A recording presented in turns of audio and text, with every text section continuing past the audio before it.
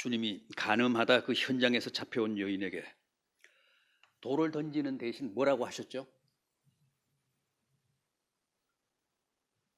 가서 다시는 죄를 범하지 말라 그러셨습니다.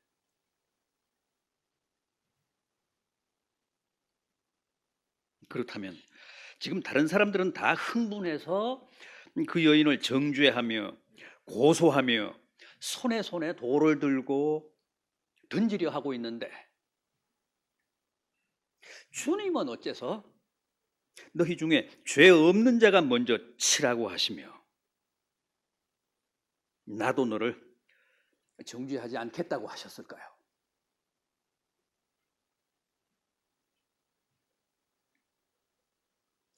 여러분, 산 자와 죽은 자의 차이가 뭡니까? 사람이 죽지 않고 아직 살아있다는 사실은 뭘 뜻할까요? 내일이 있다는 거죠. 살아있다는 것은 아직 기회가 있고 희망이 있다는 뜻입니다. 아직 가능성이 있다는 겁니다. 주님도 당시 그 여인의 죄를 부정하신 것은 아닙니다. 그럼에도 아직은 희망이 있고 내일이 있는 가능성의 존재이기 때문에 가서 다시는 죄를 범치 말라며 또 한 번의 기회를 주신 겁니다.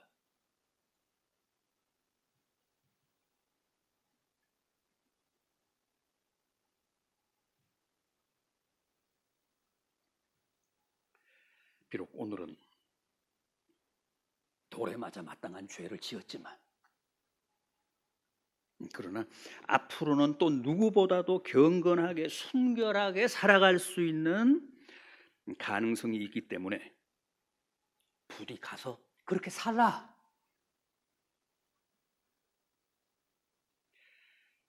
실제 당시 그 여인이 어거스틴의 해석처럼 막달라 마리아가 맞다면 보십시오. 주님의 기대와 바람대로 나중에는 얼마나 위대한 성녀가 됐습니까? 그 순간부터 주님을 쫓았고 마지막에는 가장 가까이에서 주님의 십자가를 지켰습니다. 뿐만 아니라 주님이 장사되신 후에는 안식 후 첫날 주님 시신의 발을 향유를 가지고 무덤을 찾아갔다가 그 빈 무덤 앞에서 최초로 부활하신 주님을 뵙고 부활의 첫 증인이 됐지 않습니까? 인류 가운데서 부활의 첫 증인 막달라 마리아였습니다.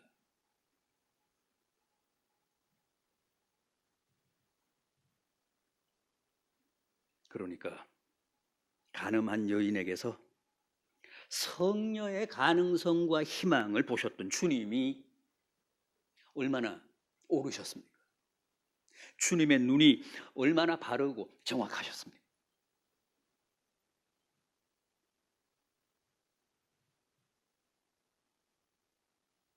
여러분, 주님은 언제나 우리를 그렇게 보십니다.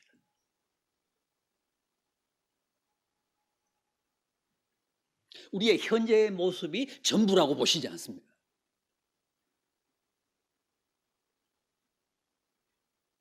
가능성의 눈으로, 희망의 눈으로, 내일이 있는 존재로 보십니다.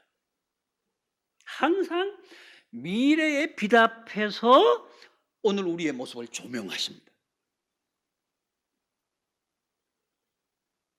이 점이 가장 고맙고 감사한 부분 아닙니까?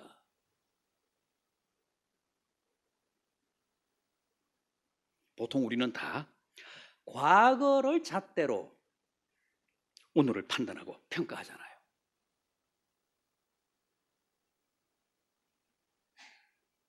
항상 과거로 오늘을, 현재를 심판합니다. 그러나 주님은 아닙니다. 과거에는, 어제는 비록 이런저런 죄와 실수와 과오를 범했지만 그러나 너는 아직 살아있는 존재이기 때문에 내일은, 미래에는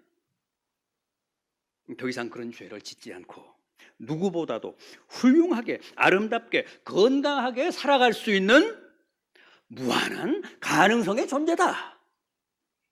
따라서 나도 너를 돌로 치지 않을 테니 다시는 가서 그런 죄, 그런 잘못을 범하지 말고 정직하게 살아라. 경건하게 살아라.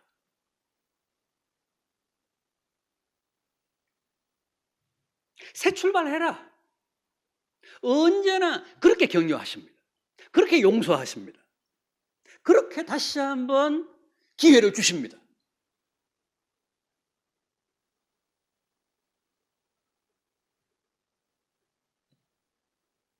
그게 맞지 않아요? 그게 옳지 않습니까?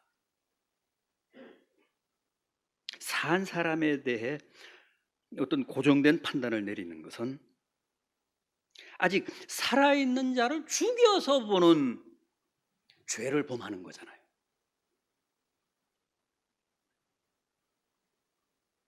죽은 사람은 더 이상 내일이 없습니다.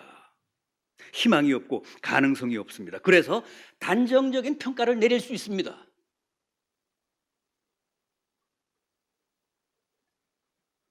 고정된 판단을 내릴 수 있습니다. 죽은 자에 대해서는. 그러나 아직 살아있는 자는 희망이 있고 내일이 있잖아요. 주님은 사람을 보실 때 언제나 그 점을 인정하십니다.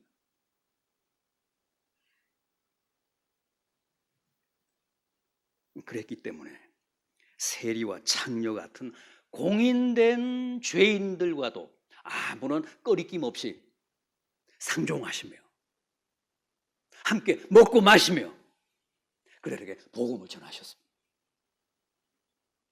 가능성이 있다는 거예요. 내일이 있다는 거죠. 희망을 존중해 주신 거예요.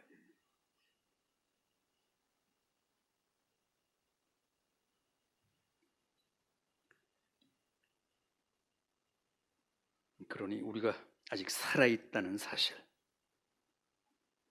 따라서 우리에게도 내일이 있고 희망이 있고 가능성이 있다는 사실이 얼마나 감사하고 복된 일입니까?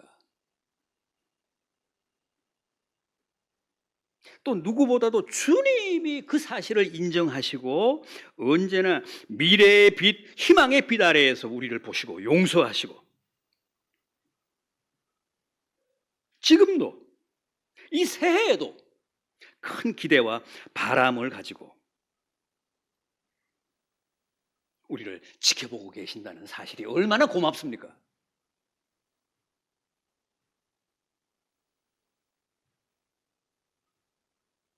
그런데 성도 개개인뿐 아니라 교회도 마찬가지입니다. 여러분, 교회가 뭘까요? 교회도 생물입니다. 교회는 건물이 아닙니다. 조직이 아닙니다. 예배당, 무슨 교회당이 곧 교회는 아닙니다. 예배당은 교회가 모여서 예배드리는 장소고 예배당은 교회의 회합이 이루어지는 공간입니다.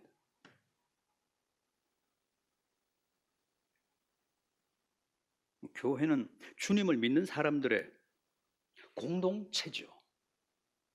살아있는 유기체입니다. 신약 성경은 교회를 에클레시아라고 하는데 그 뜻은 부름받은 자들, 구원받은 자들의 연합입니다. 연대입니다. 구원받은 사람들의 집합체입니다. 그러니까 구원받은 사람이 구원받은 하나님의 백성이 교회예요.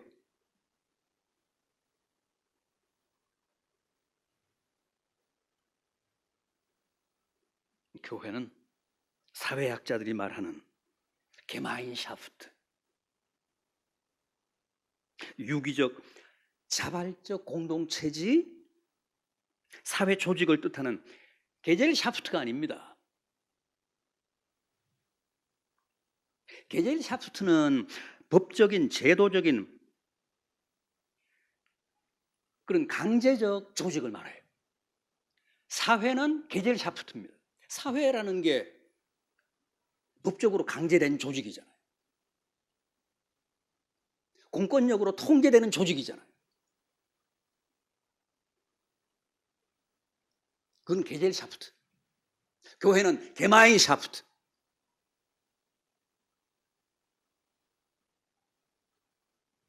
자발적이고 고백적이고 유기적인 공동체. 그래서 독일에서는 이 개체교회, 개별교회를, 개교회를 교회라고 하지 않고 게마인데라고 합니다. 게마인데, 공동체라고 해요.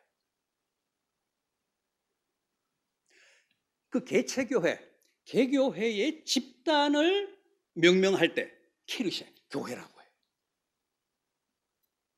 개별교회는 게마인데, 공동체예요.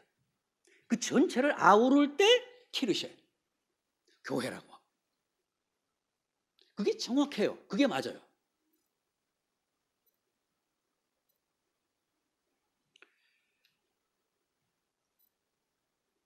교회는 조직이나 시스템이나 건물이 아니고 택함 받은 하나님의 백성들의 공동체요.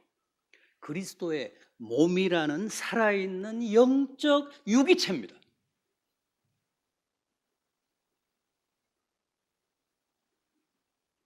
그러나 요즘은 교회가 그 고유의 정체성과 생명력을 많이 잃었습니다.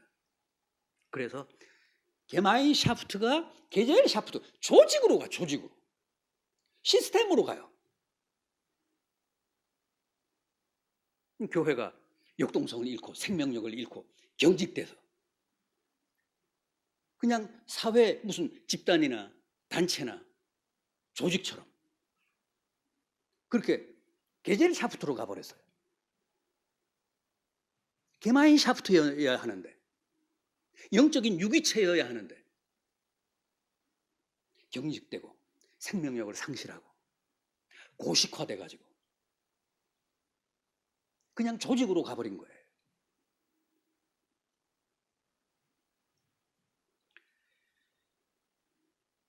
교회가 조직화되어 생명력을 잃으면 결국은 죽은 교회가 될 수밖에 없습니다. 그리고 죽은 교회는 죽은 사람에게 희망이 없듯이 더 이상 희망이 없습니다. 내일이 없습니다. 미래가 없습니다. 주님이 계시록에 4대 교회에 대해 뭐라고 하셨죠? 네가 살았다고 하는 이름은 있지만 실상은 죽었다. 놀랍게도 4대 교회는 당시 계시록 7교회 가운데서 가장 컸고 가장 부요했습니다. 그런데도 주님이 너 죽었다.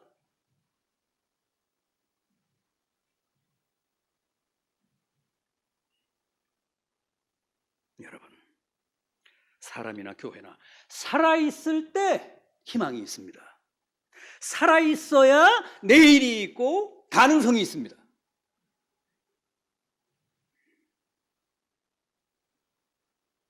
살아있어야 주님과의 영적인 교감이 발생합니다.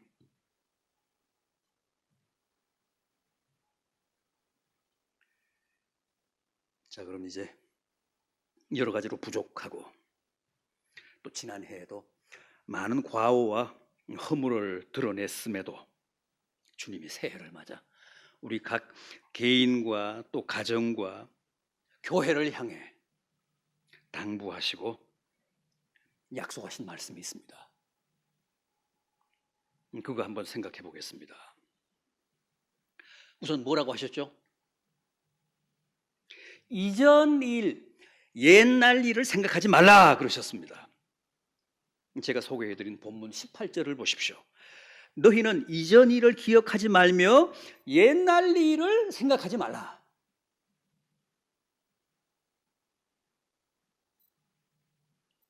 여러분, 지난 일, 과거지서는 누구나 다 부끄럽습니다. 여기 과거에 죄 짓지 않으신 분 계십니까? 지난해만 해도 하늘을 우러러 한 점 부끄러움 없이 사신 분 계십니까?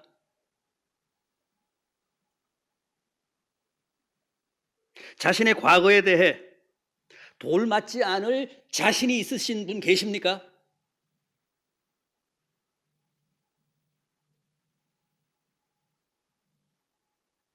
과거로 오늘의 나를 심판한다면 우리 중에 과연 몇이나 무사할까요? 돌 맞지 않을 수 있을까요?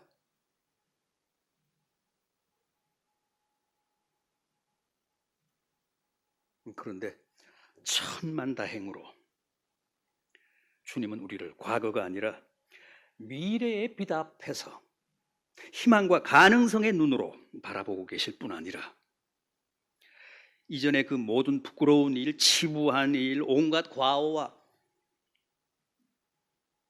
죄악으로 얼룩진 일들을 다 용서하신다며 더는 그런 것들을 생각하거나 기억하지 말라고 하십니다.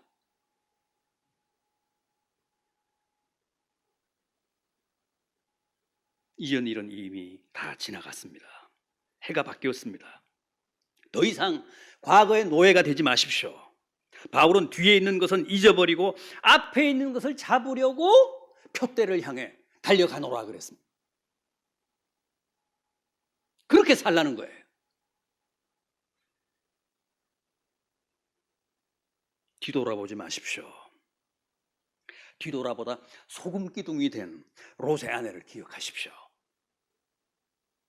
날마다 애굽으로 다시 돌아가자며 작당하고 선동하다 하나님의 진노의 불에 희생된 아간과 그의 추종자들을 반면교사로 삼으십시오.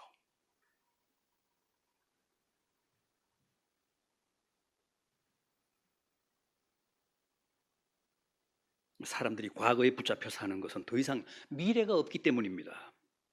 희망이 없는 사람들, 더 이상 내일이 없는 사람들은 오로지 과거에만 삽니다. 그런 사람들은 언제나 옛날 얘기만 합니다.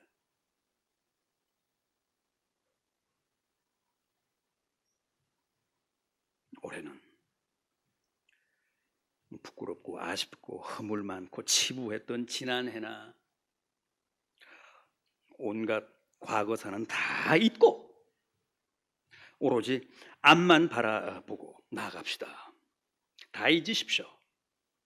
지난날의 모진 아픔도 잊으시고 상처도 눈물도 더는 기억하거나 생각하지 마십시오. 주님의 당부입니다. 하나님의 명령입니다.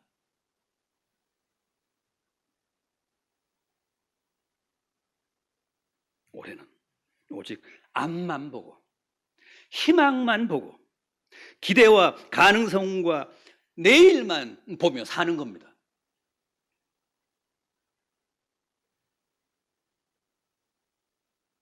본문 19절 상반절 보십시오. 보라! 내가 새 일을 행하리니 이제 나타낼 것이라. 주님이 우리 앞에 새 일을 펼치신다고 합니다. 주님이 이 새해에는 우리 앞에 더욱 복되고 아름다운 일을 나타내신다고 하십니다.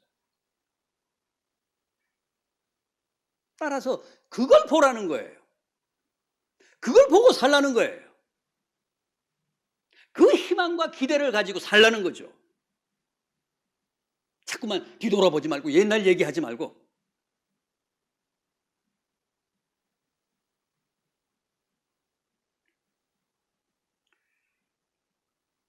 그렇다면 그 새 일, 주님이 우리 앞에 우리 가정과 우리 교회 앞에서 행하시겠다는 그 큰 일이 대체 뭘까요? 19절 하반절 반드시, 이게 중요해. 반드시라고 했죠. 반드시 내가 광야에 길을 내고 사막에 강을 내겠다.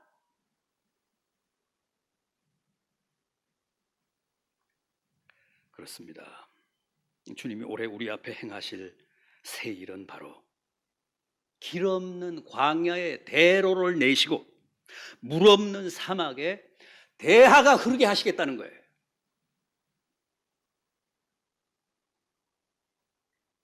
새로운 길을 트고 척박한 사막에 강이 흐르게 하는 일, 그보다 더 크고 더 복된 일이 또 있을까요?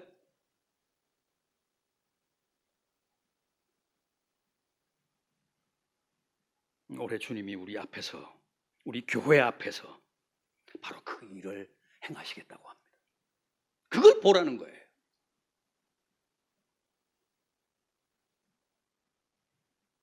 그러니 기대와 희망을 품고 주님 행하실 그 새 일에 대한 비전을 가지고 용감하게, 씩씩하게 살아라. 20절입니다.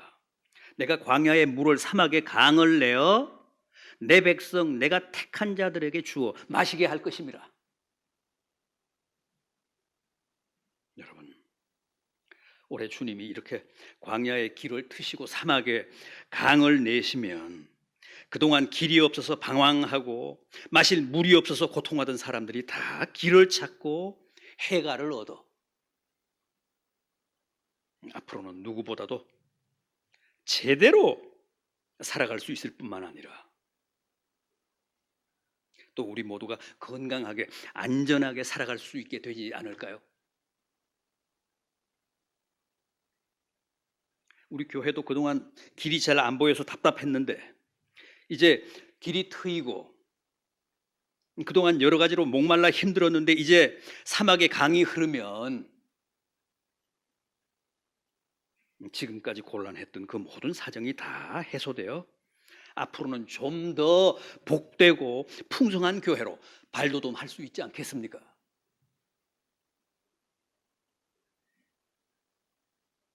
그러니 지난 세월, 지난 과거에 연연하지 말고 이제 새해는 주님이 행하실 새 일, 주님이 이루실 그 큰 역사를 주목하며 더욱 기대와 희망을 품고 살라는 거예요.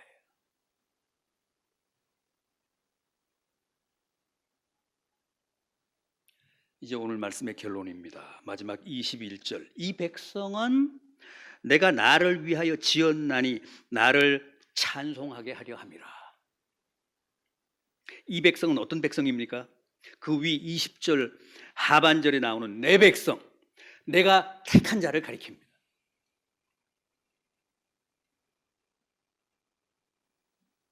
오늘 우리 하나님의 자녀들, 주님이 부르사 하나의 공동체로 엮어주신 우리 교회를 가리킵니다. 그리고 찬송하게 하겠다는 것은 우리로 하여금 승리의 개가를 부르게 하겠다, 그런 다짐이십니다.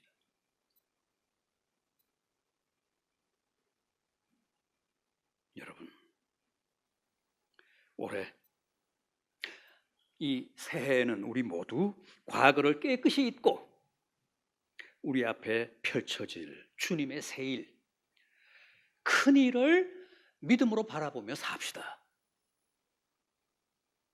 반드시 주님이 광야의 길을 트시고 사막에 강을 내실 것을 확신하며 큰 기대와 희망을 품고 삽시다. 여러분 개인도, 여러분 가정도 다 그렇게 사셔야 합니다.